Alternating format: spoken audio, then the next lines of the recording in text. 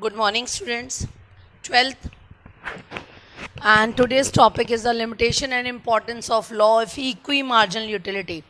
आज हमारा जो टॉपिक है वो समसीमांत उपयोगिता नियम की सीमाएं और उसकी महत्व के बारे में है. देखिए, जब हम लिमिटेशन की बात करते हैं तो लिमिटेशन का मतलब होता है कमियां या सीमाएं. तो आज हम ये देखेंगे कि इस जो नियम है इसके क्या ड्रॉबैक हैं. देखिए, फर्स्ट वन जो बनता है इसका, आपने ध्यान दिया होगा, हम ये बार बार बोलते हैं कि इसकी नियम की अजम्पशन है कि हम मानते हैं कि कंज्यूमर को ऑल्टरनेट यूजेस की नॉलेज है, कंज्यूमर मार्केट के बारे में पूरा अवेयर है. तो जब भी वो कोई प्रोडक्ट यूज़ करता है और यूज़ करके उसकी यूटिलिटी लेता है तो वो सेम काइंड ऑफ वो प्रोडक्ट यूज़ करता है. उसका बेस्ट वन मतलब जो वो यूज़ कर रहा है उसके सारे ऑल्टरनेटिव के बारे में उसको जानकारी है. We are taking this in the assumption, but now यही बात उसकी लिमिटेशन हो जाती है. एवरी कंज्यूमर के लिए पॉसिबल नहीं होता, या कंज्यूमर के लिए पॉसिबल ही नहीं होता कि मार्केट में जितने भी ऑल्टरनेट यूजेस हैं उसकी पहले पूर्ण जानकारी ले, उसके से एनालिसिस करें. तो हम ये मान के चलते हैं कि जो चीज़ यूज़ कर रहा है ना, उसके पास उसकी जो ऑल्टरनेटिव चॉइस है, उस ऑल्टरनेटिव चॉइस की पूर्ण नॉलेज या कहो परफेक्ट नॉलेज उसको नहीं हो पाती है. तो there is a lack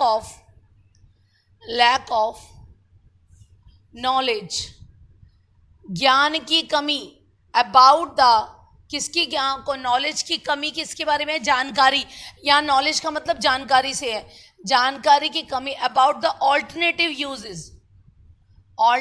uses of the product.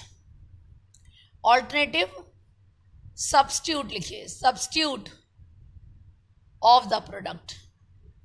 Consumer को उसके वैकल्पिक जितने भी इसकी चॉइसेस हैं, जैसे हमने एक चीज़ यूज़ करें उसके और क्या क्या ऑप्शन है मार्केट के अंदर, उस जैसे ऑप्शन है ना, अगर सभी की जानकारी हो तो वो बेटर एनालिसिस कर पाएगा.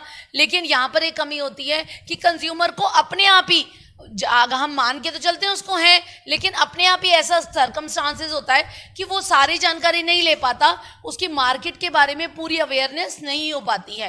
तो यह मार्केट अवेयरनेस भी एक बात आ जाती है कि मार्केट की सभी चीज़ों के बारे में उसको अवेयरनेस है, नहीं अवेयरनेस नहीं है. अगर अवेयरनेस नहीं है तो फिर वो ऐसे कैसे कह सकता है कि जो वो यूज़ कर रहा है उसी से उसको अच्छी सेटिस्फेक्शन मिल रही है. ठीक.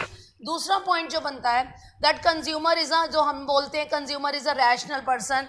कंज्यूमर एक जो वाइज पर्सन है, बुद्धिमान व्यक्ति है, बोलते हैं ना. ले तो हमने बोला कि कंज्यूमर एक रैशनल है, consumer is rational but not always. Consumer हमने रैशनल बोला कहाँ पर, अजम्पशन में. तो यहाँ पर लेकिन हम क्या बोल रहे हैं, he is not rational always. वो हमेशा विवेकशील निर्णय नहीं ले पाता. कौन? उपभोक्ता. वो भी इंसान है, वो भी सर्कमस्टांसेस से, परिस्थितियों से प्रभावित होता है, बाहरी चीज़ों से, बाहरी तत्वों से प्रभावित होता है. तो उपभोक्ता हर बार डिसीजन अपने विवेक के आधार पर ले, ऐसा पॉसिबल नहीं होगा. कैसे पॉसिबल नहीं होगा, चलो समझते हैं इस बात को कि कंज्यूमर एक मतलब वो हर बार हर एनालिसिस, हर चीज़ को यूज़ करते वक्त वो ये सोचे इट्स बेटर फॉर मी, ये मुझे बहुत अच्छी उपयोगिता दे रही है, इससे और कोई नहीं है. तो यहाँ पर ये गलत होगा. हर चीज़ के लिए कंज्यूमर ये माइंड नहीं लगाता, क्योंकि जो कंज्यूमर होता है मेन टाइम पे जब वो प्रोडक्ट को यूज़ कर रहा है तो कंज्यूमर कई चीज़ों से इफेक्टेड होता है. जैसे एडवर्टाइजमेंट से इफेक्टेड होता है, मार्केट फोर्स से इफेक्टेड होता है, ट्रेंड से इफेक्टेड होता है. ट्रेंड यानी जो चल रहा होता है, कई लोग ही, दूसरे लोग जो खरीद रहे हैं उसके खरीद के हिसाब से अदर्स अगर पीपल जो है अदर्स चॉइसेस से भी वो अपनी डिमांड को, से भी वो प्रोडक्ट की मतलब चॉइस को चेंज कर सकता है. दूसरे वो खरीद रहे हैं तो मैं भी वही खरीदूंगा, दूसरे ये खरीद रहे हैं तो मैं भी यही खरीदूंगा. तो यहाँ पर कंज्यूमर, इसका मतलब क्या हुआ, उसने रैशनैलिटी जो अपनी है, उसने विवेकशीलता जो अपनी है वो हर केस में लागू नहीं की. जो उपभोक्ता विवेकशील तो होता है, लेकिन स्टिल विवेकशील होने के बावजूद भी क्या हो जाता है, यहाँ पर वो हर सर्कमस्टांसेस के लिए अपने विवेक का प्रयोग करे. That is not clear about it. यहाँ पर एडवर्टाइजमेंट है, जैसे विज्ञापन से प्रभावित होते हैं उपभोक्ता. तो आपने लेने कुछ गए थे लेकिन आपको उसका एडवर्टाइजमेंट अच्छा लगा, आपके माइंड में एक क्लैरिटी आ गई कि नहीं भाई मैंने वो देखा था, उसकी क्वालिटी बहुत अच्छी बताई थी एडवर्टाइजमेंट में. तो अब आप लेने कुछ गए थे लेकिन आप किससे प्रभावित हो गए, एडवर्टाइजमेंट से.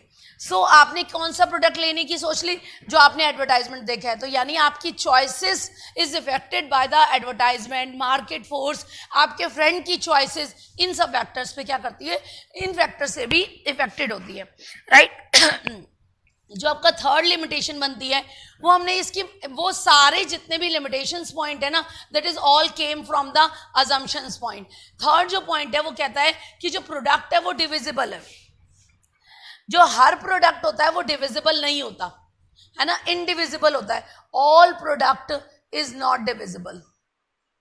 डिविजिबल का मतलब है यहां पर इसका यह तात्पर्य होता है कि हम सभी मतलब उपभोक्ता एक वस्तु को जितना चाहे छोटी यूनिट में खरीद सकता है। मतलब अगर 1 किलो तो 1 किलो और 100 ग्राम तो 100 ग्राम खरीद सकता है, ठीक है। लेकिन हर प्रोडक्ट तो वेट में नहीं नापा जाता, लीटर में नहीं नापा जाता, मीटर में नहीं नापा जाता।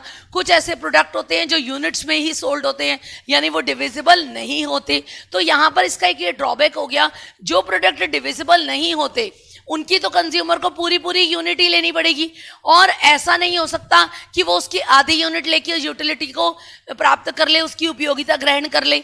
बात समझ में आ रही है? तो यहां पर एक प्रोडक्ट, यहां पर अगली लिमिटेशन क्या हो गई, all product is not divisible. अब कौन से डिविजिबल नहीं होते, जैसे हमने बोला कि कार, हमने बोला कि कंप्यूटर। अब डिविजिबल का अब ये नहीं कहो कि कीबोर्ड खराब हो गया, खराब होना अलग चीज है। जब आप लोगे तो सारी चीजें इकट्ठी लोगे ना, कीबोर्ड भी लोगे, स्क्रीन मॉनिटर स्क्रीन भी लोगे, सीपीयू भी लोगे, यूपीएस भी लोगे, तो ऑल का असेंबल एक कंप्यूटर है। तो प्रोडक्ट, और कार क्या आधी कार ले सकते हो आप? नहीं ले सकते। तो जो प्रोडक्ट डिविजिबल नहीं है उन पर, उनके लिए यूटिलिटी को मेजर करना क्या हो जाता है, डिफिकल्ट हो जाता है। हाउस है, that is also not divisible, आधा घर ले लो, ऐसा होता है क्या? नहीं होता ना। तो इसका मतलब हम इसकी एक लिमिटेड क्वांटिटी ही परचेज कर सकते हैं। Is it clear? Next point आता है आपका कि हमने इसका पॉइंट बोला था, इसका फोर्थ पॉइंट बोला था हमने कि मनी की जो यूटिलिटी होती है, marginal utility of money is constant, बोला था फोर्थ पॉइंट। मतलब एक इसका अजम्पशन का पॉइंट था कि मुद्रा की सीमांत उपयोगिता स्थिर होती है, मनी की जो सीमांत उपयोगिता है वो क्या है, कांस्टेंट बताई थी आपको। लेकिन इसकी लिमिटेशन में हम क्या बात करेंगे कि जो मुद्रा की सीमांत उपयोगिता है ना, वो स्थिर हर टाइम नहीं हो सकती। देखो पहले के टाइम, आपके दादा के टाइम के 100 रुपए, आपके पापा के टाइम के 100 रुपए और आपके टाइम के 100 रुपए। अब जरा इस पे डिस्कस करना, आपको खुद पता चल जाएगा कि मुद्रा की सीमांत उपयोगिता यहां पर क्या हो जाएगी, समय के अनुसार बदलती जाती है ना। तो यहां पर हम कह सकते हैं कि मुद्रा की सीमांत उपयोगिता स्थिर नहीं है। तो स्थिर नहीं है तो ये फिर नियम लागू कैसे होगा, क्योंकि मान्यता तो यही थी इसकी। नेक्स्ट आता है, नेक्स्ट जो पॉइंट आता है that is of a budget period. जो आपका फिफ्थ पॉइंट आता है वो क्या है, बजट। देखो अब एक वस्तु की उपयोगिता जो हम लेते हैं ना, वो एक बजट अवधि यानी कि 1 साल लेते हैं कि हम इसकी यूटिलिटी जो है वो क्या है, मतलब इसकी यूटिलिटी हम 1 साल तक कंज्यूम करते हैं, क्योंकि हम प्रोडक्ट्स ले रहे हैं और 1 साल हम यूज करना चाहते हैं, मतलब 1 साल हम यूज कर पाए इसको। तो जो भी बजट पीरियड होता है हम उसके लिए उसकी यूटिलिटी को डिसाइड करते हैं जब भी हम करते हैं। तो बजट अवधि ऐसा थोड़ा ना होता है कि सारे प्रोडक्ट ही टेम्परेरी नेचर के होते हैं, सारे प्रोडक्ट ही जो होते हैं वो जल्दी टूटने वाले होते हैं। कुछ ड्यूरेबल काइंड ऑफ प्रोडक्ट भी होते हैं, कुछ टिकाऊ प्रोडक्ट भी होते हैं, और जो टिकाऊ प्रोडक्ट्स होते हैं उनकी बजट अवधि 1 से ज़्यादा होती है, मोर देन 1 होती है कि नहीं होती है। तो अगर किसी वस्तु की बजट अवधि 1 से ज्यादा है तो उसकी उपयोगिता 1 से अधिक वर्षों में भी प्राप्त होगी।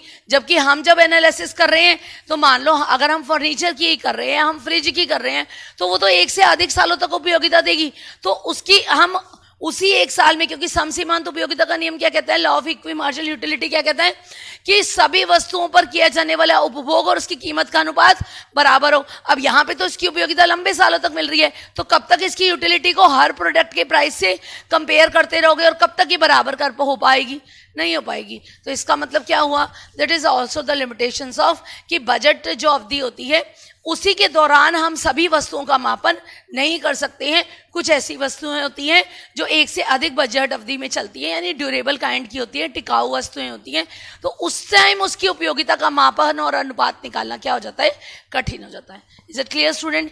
ये तो आपका पॉइंट हो गया लिमिटेशन का। अब थोड़ी सी फटाफट नजर डालते हैं इसके इंपॉर्टेंस पर। इंपॉर्टेंस ऐसा कोई बहुत डिटेल नहीं है, बस आपको नॉलेज होनी चाहिए। इंपॉर्टेंस क्या कहती है इसकी? इंपॉर्टेंस के बारे में देखो क्या बात आती है, महत्व। जो law of equi marginal utility है ना, इसका जो इंपॉर्टेंस है वो प्रोडक्शन सेक्टर में, कंजम्पशन सेक्टर में, है ना, एक्सचेंज सेक्टर में, विनिमय, डिस्ट्रीब्यूशन सेक्टर में, हर सेक्टर में इसकी इंपॉर्टेंस है। आप चाहिए तो अलग अलग 4 पॉइंट बना लेना, आप चाहिए तो एक पैराग्राफ फॉर्म में लिख लेना कि समसीमांत उपयोगिता का जो महत्व है वो उत्पादन के क्षेत्र में भी होता है। उत्पादन के क्षेत्र में, प्रोडक्शन के एरिया में कैसे होता है? इन प्रोडक्शन सेक्टर जो प्रोड्यूसर होता है वो क्या होता है? Producer is want to utilise the capacity, optimum capacity of that plant या ऑफ हिज प्लांट। जो प्रोड्यूसर होता है वो अपनी प्लांट एंड मशीनरी की, अपने लेबर की, अपने रॉ मटेरियल की अधिकतम क्षमताओं का प्रयोग करना चाहता है। यानी वो क्या करना चाहता है? वो मैक्सिमम यूटिलाइज करना चाहता है विद द मिनिमम रिसोर्सेज। वो चाहता तो मैक्सिमम है, लेकिन रिसोर्सेज कैसे लेता है?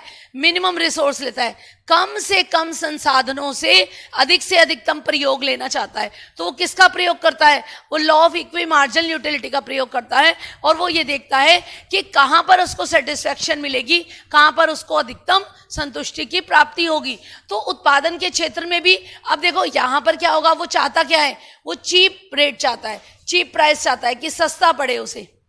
तो सस्ता पड़ने के लिए उसको यही फॉर्मूला अप्लाई करना पड़ेगा। हर संसाधन, अब देखो ये इसको तोड़ोगे कैसे? Law of equi marginal utility में आपका फॉर्मूला क्या था? MUX अपॉन में PX is equals to MUY upon में PY, है ना। हर प्रोडक्ट से मिलने वाली सीमांत उपयोगिता और उसकी कीमत का अनुपात दूसरे प्रोडक्ट से मिलने वाली सीमांत उपयोगिता और उसकी कीमत के अनुपात बराबर होना चाहिए। तो यहां पर ये इसका मतलब क्या हुआ? MUX और PX का मतलब क्या हुआ कि एक रिसोर्सेज से मिलने वाली, लेट सपोज लेबर है, तो लेबर को दिया जाने वाला वेजेस और लेबर से मिलने वाली यूटिलिटी, इसका अनुपात, और जो रॉ मटेरियल पे आप खर्च कर रहे हो, रॉ मटेरियल की कॉस्ट और रॉ मटेरियल से मिलने वाली यूटिलिटी, इसका अनुपात वो क्या होना चाहिए? बराबर होना चाहिए। अगर ये बराबर है और जिस पॉइंट पे बराबर है वो कॉम्बिनेशन सेलेक्ट करेगा, जैसे 6 लेबर और 10 किलो रॉ मटेरियल, यहाँ पर उससे इन दोनों की सीमांत उपयोगिता क्या है हो रही है? सीमांत उपयोगिता और कीमत का अनुपात क्या हो रहा है? बराबर हो रहा है। तो वो प्रोडक्शन सेक्टर में इस तरह से इसका यूटिलाइजेशन करेगा, इस लॉ का, समसीमांत उपयोगिता नियम का।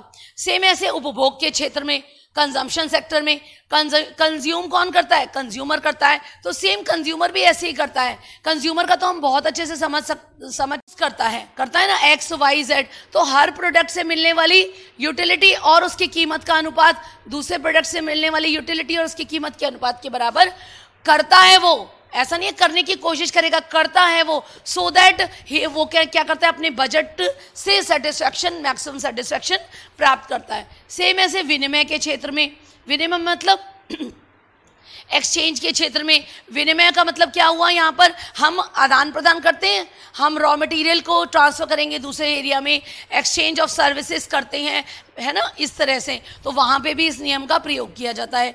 डिस्ट्रीब्यूशन में मैंने आपको फाइनेंस वाला एग्जांपल दिया था।